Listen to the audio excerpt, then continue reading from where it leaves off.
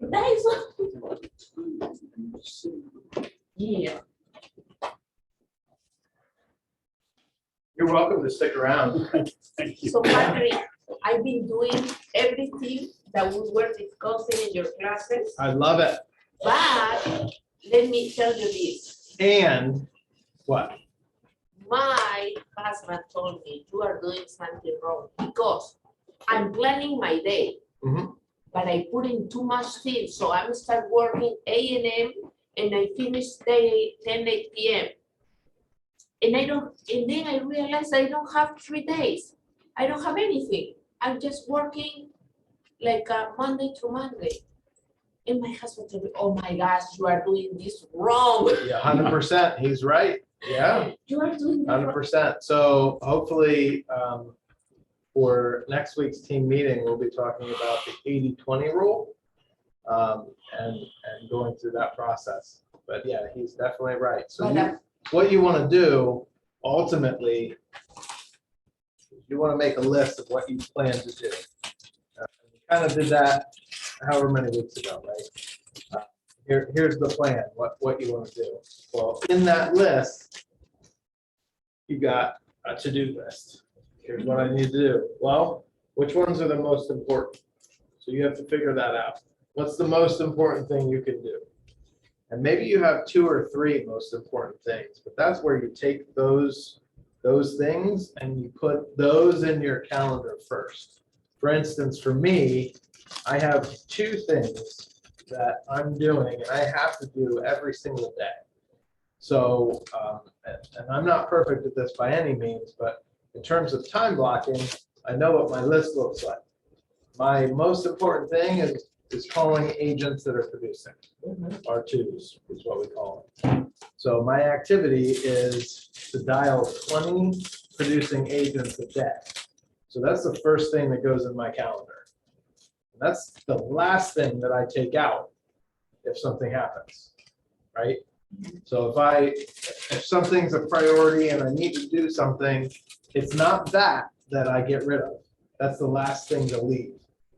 Unless the building's on fire, I'm calling 20 agents, right? Or that's the idea of the time blocking. So that's the time I block for that. But you also need to make sure you give yourself time to adjust and understand and be able to be out in the world and all of that kind of thing. So when I do that, I block 3 hours a day for this lead gen. There's certain activities that I'm allowed to do during lead gen and things that I'm not. Like check my email. I can't do it because I get distracted and I go off on a tangent. I'm calling agents. So when I do that, I restrict myself to the screen I'm on, which is command, and that has all my lists in it. It's command, so I go through command, and then my voice dialer. So those are the only things that are on my screen. Nothing else is. I'm not allowed to click any other tabs. I separate everything, and those are what's on my screens so that I can focus. I build my bunker, if you will, because it's an appointment with myself. You wouldn't miss an appointment with a client, right? Don't miss the ones with yourself because those are the most important ones. It's how you get the ones with your clients, right? So make sure you prioritize those so that you do them every day. Now, if the rest of the stuff doesn't get done, sometimes, that's how it works. But that's not to say it's not important. It is important. But how much more important are the things that are going to move your business forward and keep you helping clients, right? So sometimes those things are, for you, sometimes those things, part of your 20% is closing, having a closing or attending that or a home inspection or whatever. And that needs to be prioritized because you shouldn't miss those either, right? Whatever is important to you in those transactions. But does that mean the other stuff needs to stop? Probably not. It needs to keep moving forward. And that's the kind of pitfall that a lot of agents fall in. They go through and they help a client and then they drop everything else. But does that mean you need to So it's about time blocking. What can you do in that realistic time that's 2 to 3 hours a day? And you're doing it every day. So you don't want to schedule your whole day packed full of stuff. You want to schedule very, very focused 2 to 3 hours to be moving yourself forward. Then everything else is what you need to do. That's your to-do list, right? But those very important things need to be like highest priority on your to-do list. They're what you do when you're most productive, when you're able, when you're sharpest, and usually that's in the morning for most people. But that's up to you, right? Does that make sense? Does that help at all? Yes, but what's happening is in this time, I feel like I'm doing what you say, the follow-up, the calling people, be consistent, right? Mhm. So, and I noticed that this is working Mhm. because I'm getting buyers, Mhm. but I want listings, but it's okay. I'm getting buyers, but right now I have like 5 or 6 buyers at the same time. Mhm. And that is a problem because all of them are looking for the houses that I'm sending, but also they are looking at other pages and they are kind of nervous, even though we talk and talk and talk. And for example, I'm planning my day, okay? And then I say like, oh, today I'm gonna take off at least the morning. I got an email or message, Patricia, I just saw this house. Can we see it right now? Please, please, please. And I don't have any other chance. What's happening for the afternoon? There is no house. So I say, let's go right now. And we go. And then they say, but there is another house in Lisbon. And then we go to Lisbon to run. And then my day totally changed. I have my plan and then all the other things. I feel bad to say no. So I don't know how to balance that, especially in this market. Right. Because in other market, I don't care, but I know the houses are going so fast. Mhm. So there are some things you can do. And again, this is going to be dependent upon your priority. So I don't want to tell you to do one thing one way or another way. But is it top priority for you to drop your personal time to help a client if they can't wait 2 hours? That's up to you. So there are certain things that you should put on your schedule based on what you want, and you should never break them as often as possible, right? We know that it's not a perfect world. But one thing you're mentioning, time off for you, you need to take the test in the morning, right? Well, is your rest and mental health, are you spending that with family? Is that more important than this one show? Does that make sense? Now, there's certain things you can do in your expectation conversation that might help. So with our buyers, we would have the conversation every single time that here's the process.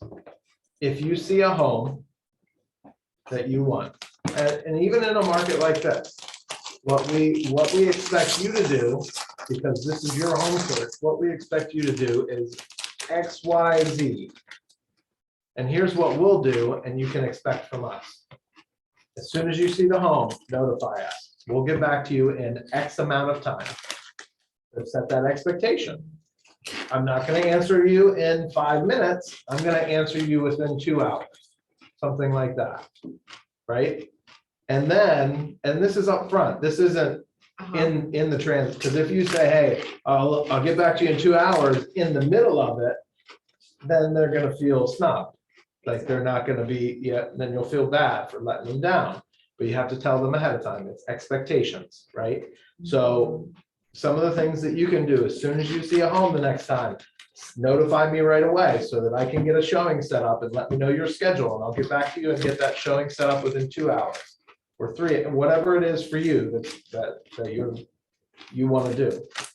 You can also say, drive by the home, make sure you like the neighborhood, make sure you like the look of the outside and the yard.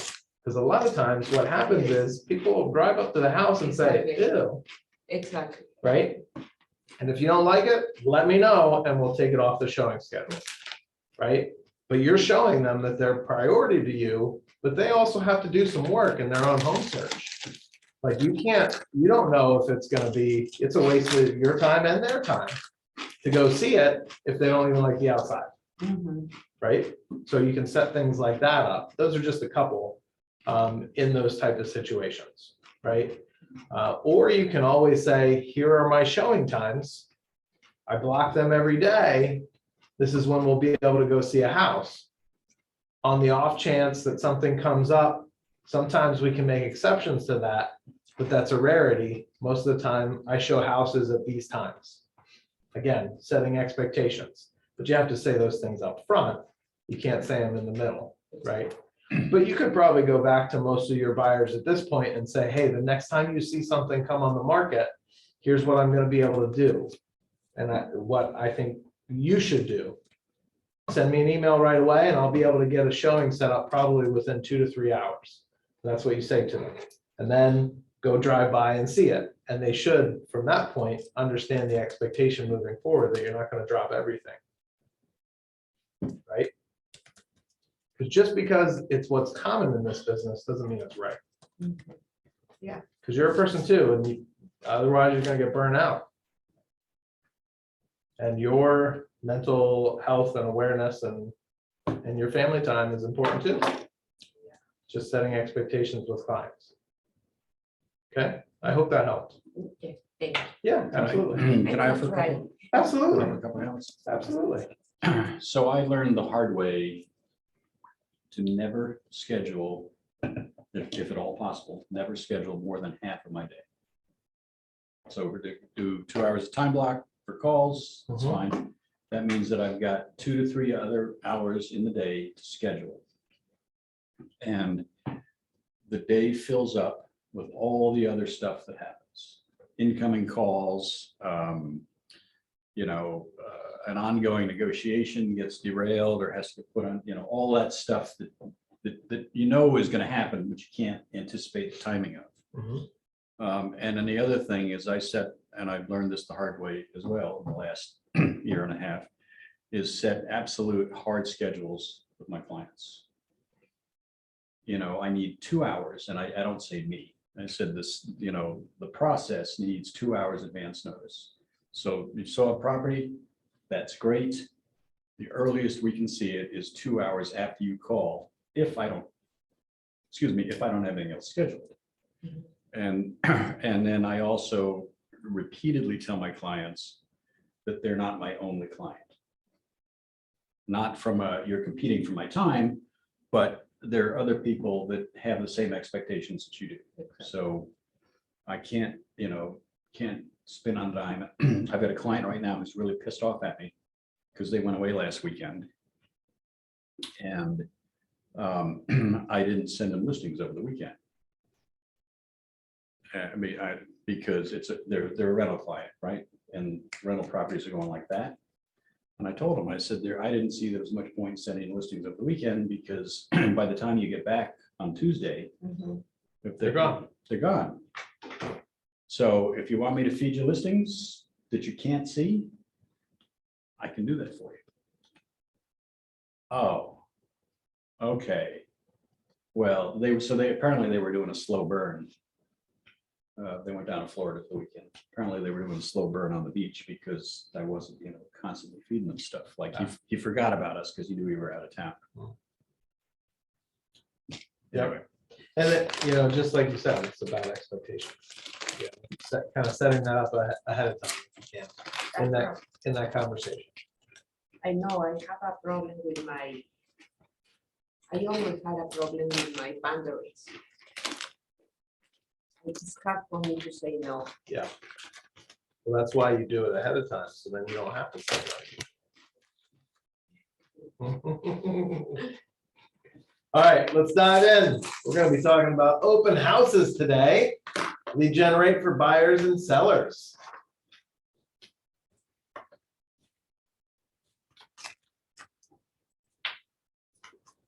Do you hold open houses, period? Do you hold open houses? Benny hasn't done one in a while. How I about you? did it, but never got anything from it. Never got anything. I think you Nah. mentioned that before. Are Yeah, you sticking around to help us out? Did you want to? Couple of minutes, but then I have to jump on some calls. So, buyers and sellers, which one do you typically get from open houses? What are you typically doing them for? in open houses. I'm looking for both. Bam, looking for both. Your goal in holding an open house and the activities that you should be doing around an open house should be lead generating for both. And that should be your conversation, your script as well in the open house.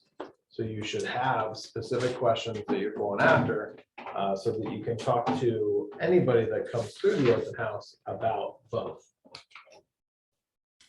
Benefits of an open house. Inexpensive, what does it cost? Dozen cookies or something, right? Anybody actually do that? What? What? Bake cookies? Oh, yeah, we have. Did you? Oh, yeah. Okay. So we never did anything like that. We would hold it open and have the standard, pass out the listing information. And a lot of times we'd have extra properties in the area ready and those kind of things, but never baking cookies. Chocolate chip, that's been the deal. That's awesome. They are pretty inexpensive. There's a high return on investment and exposure for you. You can basically get the information out there through multiple listing service, which attaches to Zillow or Realtor.com and all the other ones. You can put it on there. Social media, it's pretty easy to get that information out there and get groups of people through an open house. I've heard them, seriously, I've heard them being done anywhere from Thursday to Sunday. Typically, most people have more success on the weekends. However, that doesn't mean you can't get any success on a Thursday or Friday. We used to do them here in this office. A broker though, after the team meeting. Sometimes we would have a team meeting at somebody's listing. Yeah, that has happened for years. Oh, But that's what we interesting. used to do. Add somebody's listing, huh? Interesting. And especially when I was beginning agent, it was good because everybody from the office would come over, have lunch and tell me, well, this house is only worth this much, it's only worth this much, Margaret was wonderful. Margaret would come in and tear the house apart and tell you everything you needed to do. And Judy, her too. But everybody took part in it, used to take part in it. Any agent would say, I'm having a broker vote, and they let us know ahead of time, we'd all go over that after the team meeting. Oh, awesome. That's interesting. I wonder what it would look like if we did it now. I imagine did it affect attendance at all or? I don't know. But COVID hit, a lot of stuff stopped. Yeah, that makes sense. Well, with opens, you get qualified leads from a listing. You get a productive way to meet buyers and sellers. High exposure, and all of those things. According to NAR's profile of home buyers and sellers, 51% of all buyers used an open house as a source of information. So that was 2019. I think it was in the 40s this time, but it's still a relevant source for leads. It's a relevant source for leads. One of the processes and things around it that you can do around an open is actually use it as leverage and as a prospecting tool. So this is what that looks like. It's focus is a prospecting activity. It's not going to sell the house. The stat is something like 1 or 2% of the people that go through an open buy that house. It's staggeringly low. So most people that go to an open house don't buy that house. That's true in my case. I've never been to an open house that I've bought the house. I bought 3 houses, excuse me. I'm already ahead of myself. But I've been to tons of open houses, right? Not ones that I was hosting, but as a buyer, I've been to a bunch, but I haven't bought a single one. I went probably to 2 or 3 in the neighborhood that I was in when they had open houses for the condos to see what my condo was worth and how it compared to other ones in the condo community. So I was a seller at that point, going to an open house. So you never know who's in the open and who's going to it. I went to a ton of opens. That's another leverage tool that I used for buyers. That would be part of our expectations.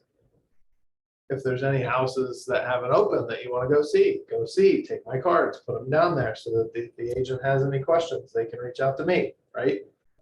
So you do that so that your buyers aren't talking to other agents. So you prep that expectations conversation, and then you don't have to show them every single house that comes in the market. In this market, that's a tougher one, right? That's only for properties that are coming on the market, basically on Saturday, the same day they open, or Friday, same day they open, that kind of thing. But that was an expectations conversation we'd have too, so that they can go see other properties and then schedule showings with us for different ones, not go see the same one that they had the open for.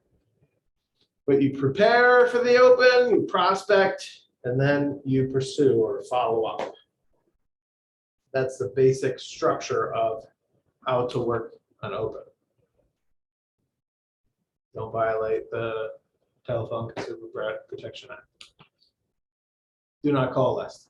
But here's what it looks like. Monday, Tuesday, Wednesday, Thursday, Friday, Saturday. There's activities every day, figuring out what you're doing through the process. So once you've made the decision to host an open house, the promotion should really start early in the week, right? In this market, that's typically going to be for a listing that you have or that you know someone's coming soon. So you're going to select the open house, location, time, or volunteer to host an open for somebody in the market center. You want to do the best you can to select the right neighborhood where homes are selling quickly. It's a good neighborhood. You want to make sure there's traffic that's going to come through that open. Tuesday, you should be posting that thing online. Generate a call list, call at a minimum 25 of the neighbors. Oh shoot, I was going to post, throw up a quick video of a process, and that would have been perfect for this. Let me show you guys. Hang on 1 second.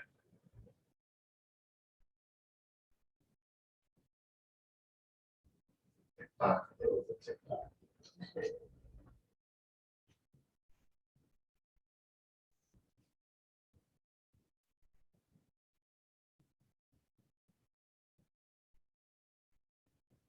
Check it. This is exactly what we're talking about, except it's not just opens, but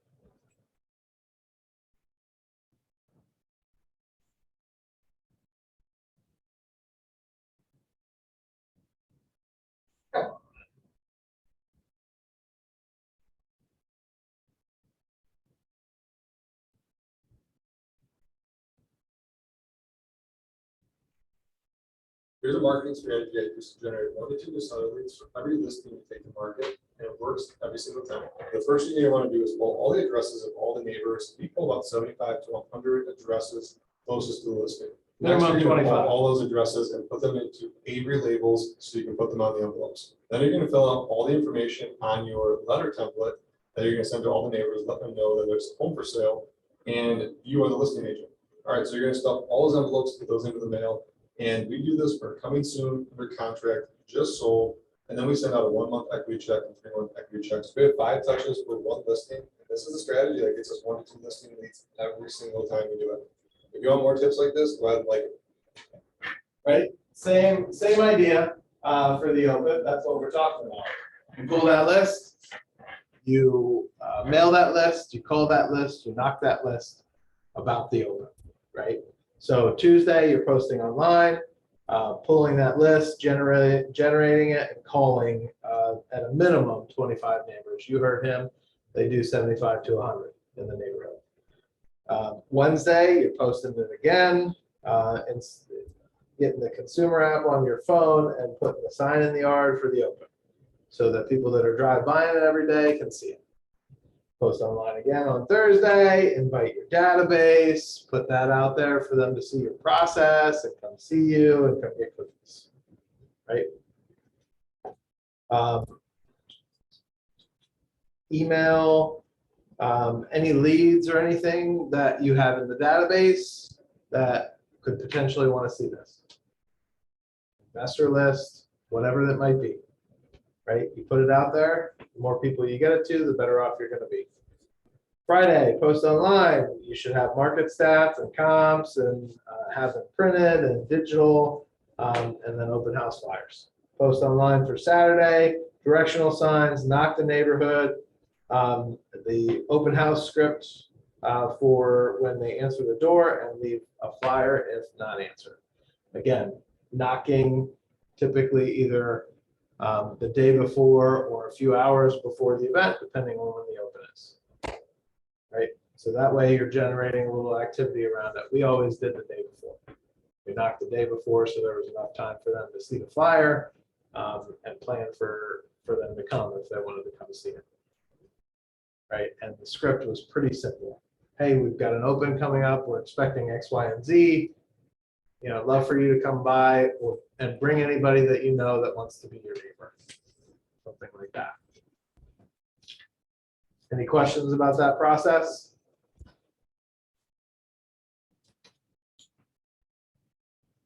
Plan for success.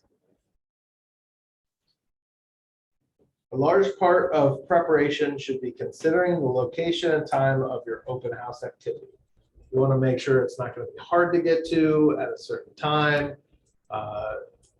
You know, a lot of the stuff in my neighborhood, there's certain turns you can't make at certain times during the week.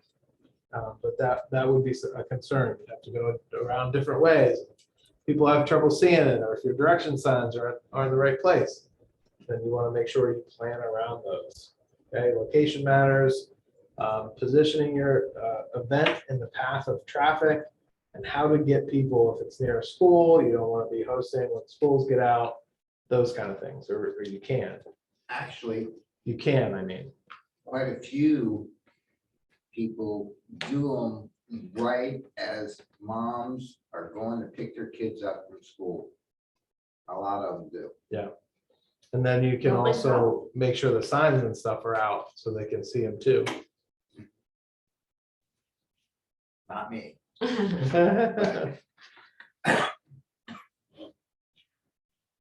So what would the door knocking sound like? I just kind of gave a quick preview to it, but what would it sound like to knock the door for an open house? And why is this though? It should be the least scary, right? If you don't like to do that kind of stuff anyway, if you don't like to be out there, this should be the easiest one. This is one of the easiest phone calls too. I never got any kickback when I was calling an open house or knocking an open house, anything like that. It's pretty simple. And you're just having the conversation. Hi, Mr. and Mrs.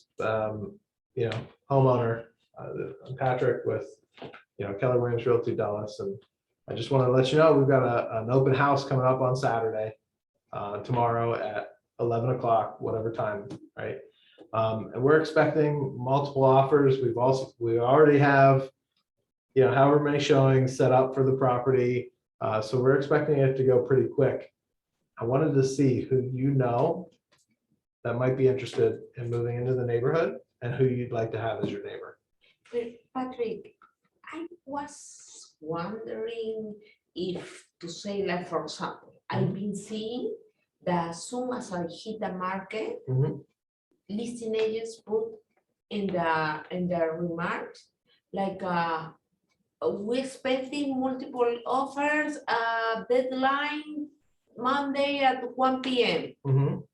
Okay, so if it's Sunday and I see that, and my client wants to see the property, I tell him like, look, these are the probabilities because the house is like being 3 days in the market and today is Sunday, then, like some people take so long to review, to read, blah, blah, blah, and we are not gonna be on time.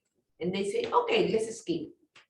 We did that with a house and I received a phone call from the listing agent. And she said, like, Patricia, did you show the house yesterday? I said, no, because was almost like was Sunday, 6 p.m. Uh-huh. and your deadline was morning 9 a.m. Mm. So for me, it was a short time to do it. And the listing agent told me, guess what? I don't have any offer in hand. So I was thinking like, if there are another agents, like I think like myself, they are gonna let it pass because. Yeah. And she said, no, I don't have anything. So that's a little bit of a reaction to the current market, is why they're doing that. Of course, I'm not necessarily saying you need to do that, Exactly. but you can tell them what the activity is to create excitement as you're talking. But one of the biggest things in those cases, I always tell people is communication is key, right? So if you have a client interested in it, you want to be careful of talking them out of it, right? Talking out them out of going to see it or anything like that, because your best interest is for the client. It might be difficult to handle that transaction and go see it and still write an offer. But couldn't a phone call have stopped that for you? Maybe you call the listing agent or you text them and you say, hey, I have a client that we just saw this property. Do you have any offers currently that are going to meet the deadline at 9 a.m.? If so, then we're probably not going to be able to, so that could be a way for you to go around it as well. Hey, let me call the listing agent, or text them or email them or whatever. And if you don't get a response, the likelihood is that they've got the offers and they're ignoring it. But that agent would have responded right away, I imagine, because they took the time to call you because you had a showing scheduled, right? Right. So make sure you're always thinking outside the box in situations like that as best as you can. I think right now I feel like a kind of tired and hopeless. Yep. So that's why was my reaction. Yeah. So that's why one of the things that I always talk about, it's always a struggle for me as well. Mindset is key. And for you, that means protecting yourself and your mindset, because your clients will feel that too. So if you're feeling tired and you're showing that you're tired, they're going to feel it too. And that's going to cause them, likely, especially if they trust you, that's going to cause them to back out of the market. Right. And maybe that's the best thing for them. That's something for you and them to decide, but you don't want them to do it just because you're having a difficult time with the market. You want your mindset to be in the right spot. I'm going to find this home. I'm going to do what I need to do to help my clients. That's important. So, all right. So role model, door knocking. We're not going to do activities like that. I just go through the information for you. Spread the word, social ad campaigns, of course, name the campaign so you can easily identify it later. If you want to pay for marketing, you can do that. But select a goal for your campaign, go through all of those so you can spread the word. Choose the platforms where you'll market your ad if you want to pay for the ad. Prospect, promote, and host. Build rapport, greet everyone that walks in the door, have a sign-in sheet, qualify leads, ask probing questions, have the right script. Identify their willingness to discuss things with you, if they have an agent or not. Show them a neighborhood snapshot, understanding what's happening in that market, maybe some recently solds, along with the property information would be a great flyer to pass out, showing the value you provide that's a little bit different than others. Because most agents simply have the property, right? So if you have the property sheet and the neighborhood stats, that's something that sets you apart, right? And it positions you as an expert. Are they interested in the property? What are the reasons they might not be interested? These are some of the questions that you should be asking them to understand their situation and what they're looking to do. Generally, you should be doing an LPT mama script with them and asking those questions to qualify them in what position they're at in their search. And then, of course, if they have an agent or not, and how you can help them in that process. Prospect, capture the lead. You have the mobile version, you have the basic info there, sign-in sheet info, completely up to you how you do it. But sign in upon arrival of the event, so you have their contact information. Sometimes people will put, you're currently working with a realtor to find your next house. You capture the lead, create a neighborhood landing page. You can do it this way as well. You can have them sign in digitally. Go to command and use command for all that.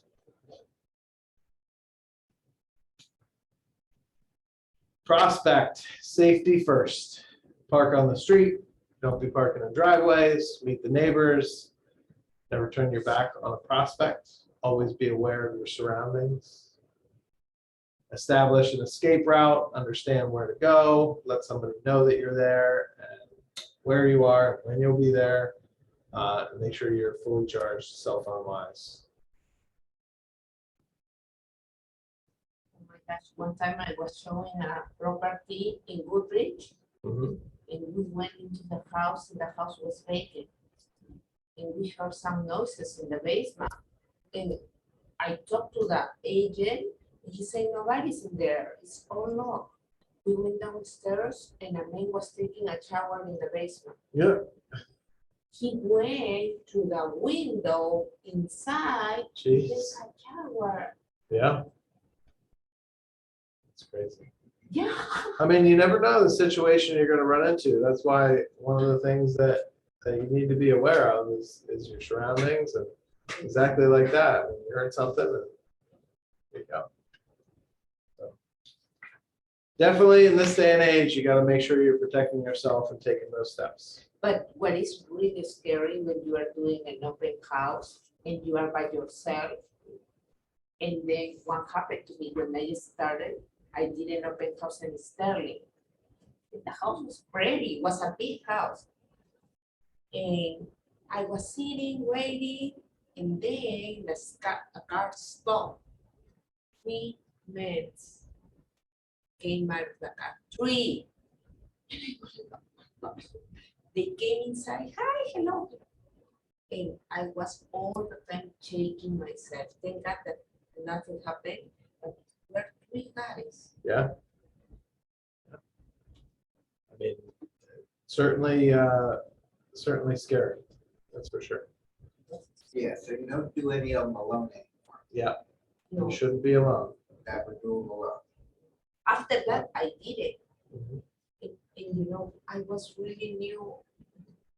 They did it like it uses, let's say, a father and the 2 sons, Mhm. you will more, okay. Or did you see like a 3, let's say, old people? Yeah.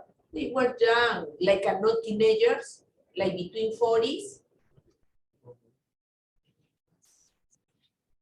Oh my God, I Yeah. was so scared. Yep. Yeah. You definitely want to try to do them with others if you can. Let me teach you some self-defense. Yeah. To come over, Jamie, and I'll teach you. Oh, that would be great. Yeah. It's fun. This guy knows his stuff. He's beaten me up a couple of times Honestly. now. I'm just kidding. Defense, right? For defense. But Patrick, now you can put in your, that's what you are showing houses. Yeah. Then you can set up an alarm, right? Mhm. Those things happen so quick. But you don't have any. Those things happen very quick. Yeah.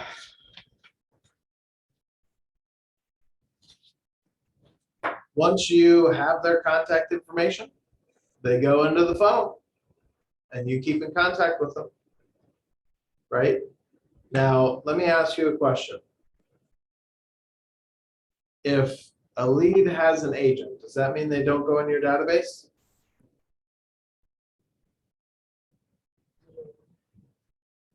I don't, So one of our best practices was we have a spot for people with agents. We would not pursue them for that transaction. However, they would then go into the funnel within 6 months and be added back for us to follow up with. Because at that point, typically your buyer commitment or seller commitment is gone after 6 months. General practices. Sometimes it's longer than that, but we're always asking if you have an agent anyway. So they'd go right back into the funnel. So we'd add them to that and we'd try to pick them up the next time around. Okay, so just because they have an agent now doesn't mean they can't be followed up with later to be added to your cultivate list to ask permission to follow up with them for their next purchase or sale. Right? A lot of people talk about bad experiences with agents. There's a ton of agents out there that only do 1 or 2 transactions a year, and they don't have the experience and they don't have the support to be able to do well at the transaction. So you want to make sure you're picking up those buyers and sellers that have used somebody else and weren't happy. Anyway, we go through the cultivation, interact through your touch program, nurture, qualify, try to set an appointment. Those are the ones that don't have an agent. You're going after that business now. I put the other ones in the kind of the top of the funnel after 6 months. They go in the database and then we dump them back in. Make sure you're using your 19 to connect plan. If you didn't make a connection at the open, didn't have enough time to talk to them, maybe 2 or 3 groups in came at the same time, whatever that was. But typically at the open, if there's enough time, you want to make a connection. You want to try to set an appointment from the open if you can get that qualifying information and asking questions. Sometimes it's best. People get excited if you're setting an appointment after the open. That's why I recommend at an open house, you typically try not to have a bunch of other activities right after, because I can't tell you how many times our agents pulled a lead from the open and scheduled showings for that day for other houses that were similar to that property. Because if you're working that script the right way and have your preparation work done, you know what's out there, you know what's available, and based on the conversation, like, what are you looking for? What's important? You can simply ask those questions, say, I know the perfect house for you. I previewed it earlier this week as I was prepping for this open, blah, blah, blah. Or I printed it out, here it is. Would you be interested in setting up time to see it? And they go and they see those properties because they know 1 to 2% of people buy the house that they're doing the open house in. So they'll likely buy the other houses that are around it, not the one that they're seeing at the open. So that's a huge thing you can do, is have that prep work done and plan for showings and activity after the open. We've also set appointments before the open. A lot of times, if it's your own listing, you can set time before. So you have the open, say maybe 12 to 2 or whatever time you're planning the open. But you also do an hour before and an hour after, so that you have time from the seller to be able to use that to set appointments from your lead generation for the open. That also happened a lot. Hey, I know my brother is looking to move into our neighborhood.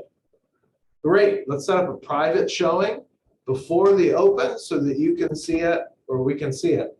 What's his contact information? We'll talk to him. So we set up an appointment from it. And then you have a private showing time that they can see it before or after the open. Anyway, Moving on. Best practices. 4 ways to stand out during your open house. Host a speaker. I don't think I've ever seen this, but it's an interesting idea. Maybe you have a trusted partner come in if the house needs a lot of work, or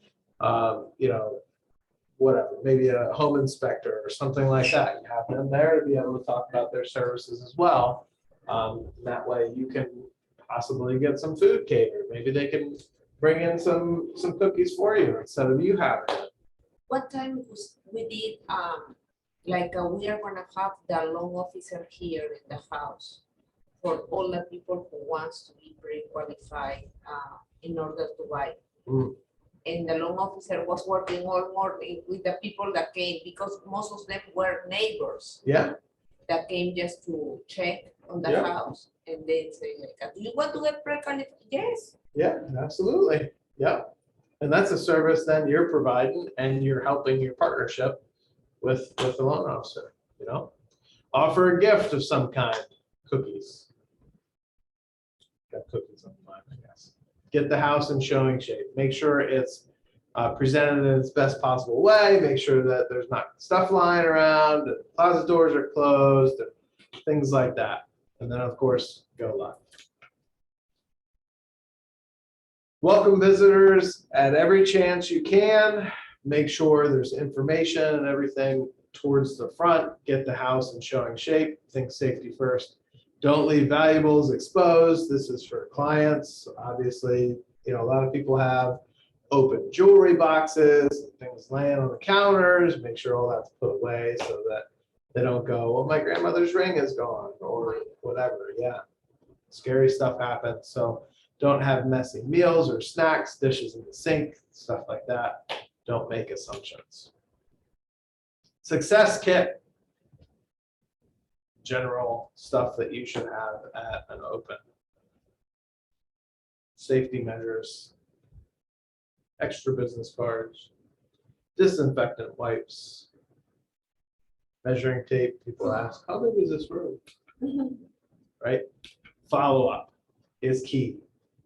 So I knew an agent, pretty successful agent.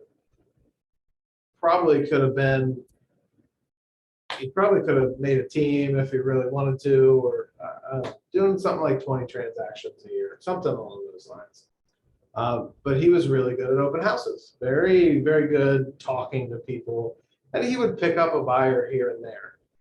But what he would do, this is when I first started, and I would see it, and he actually came to one of the Drew events a little while ago. He's with Samson now, but he was in the Reston office. But he would bring back the sign-in sheets. Bring back these sign-in sheets, and he put them in his office, and then he wouldn't touch them. Make connections, rapport, talk to people. So I know that because he brought it up at a team meeting I was at, and he was challenged to call those sheets. He would have hundreds of these sheets because he'd do an open, and then he would just leave it there, and the buyers that he connected with and started working with at the open, he would work with, but he would never do follow-up. Never put them away. They were just on these sheets. So he was challenged to call 10 sheets. Each of them have, a couple of contacts, 5, 6, whatever. And in those 10 sheets, he found that he missed out on something like 3 or 4 buyers, 3 or 4 deals, 10 sheets, and he had hundreds, right? So make sure if you host an open, you're not wasting your time, and you do the follow-up. You put them in your prospecting funnel, you get them in Command or whatever CRM that you're using, because that's the best kind of CRM, the one that you're using, because you make sure that you have the information in there, and you follow up with them, you get them on your touch plans so that they hear from you, and that makes it 10 times more likely that they'll use you as your agent. Make sure that you're actually following up with them is key.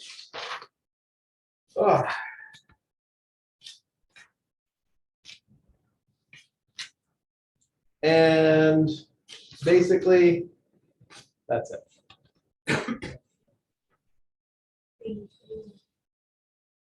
Thank you. We did two good things this week. 2 good things this week? Yeah, Just 2? just two. Okay, let's hear I put 1,000